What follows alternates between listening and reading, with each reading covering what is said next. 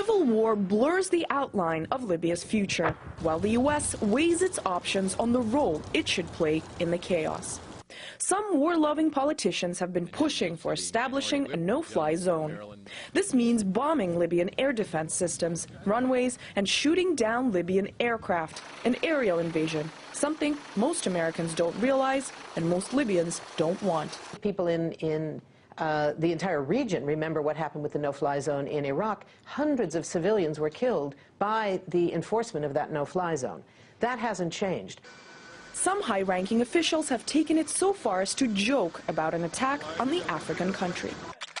But is Libya any of America's business? And why not let the Arab world fend for itself? There's absolutely no possible justification for the United States or even the EU to get involved in Libya. There's just nothing in their charters or there's nothing that would justify this. It's a civil war in a different country in which the details are very murky. But could America be a hop, skip, and a jump away from another war?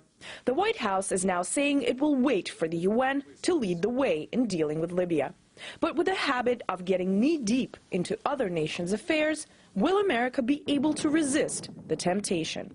This could be a rerun of Iraq. This is a rerun of humanitarian imperialism and very, very dangerous. There's nothing for the West to do in Libya. Despite warning signs flashing, some experts believe history is about to repeat itself. Iraq and Afghanistan, they warn, sucked the U.S. much further into war than first anticipated.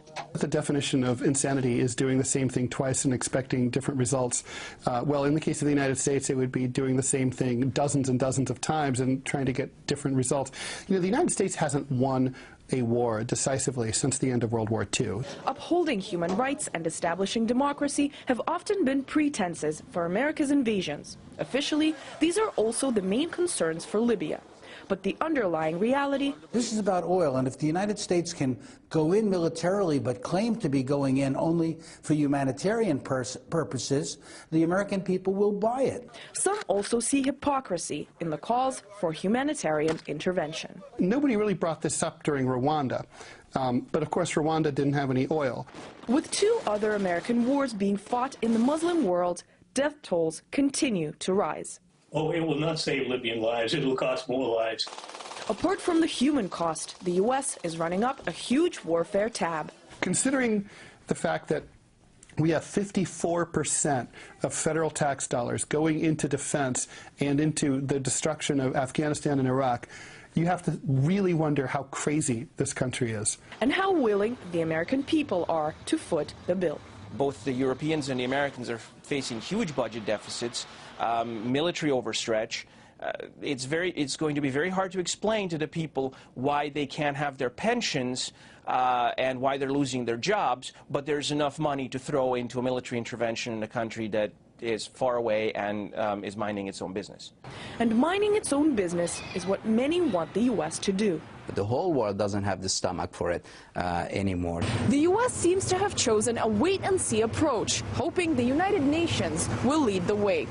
But with the U.S. unsanctioned invasion of Iraq still fresh in mind, many fear if support within the international community is not found, the U.S. would act regardless. Anastasia Churkina, RT, New York.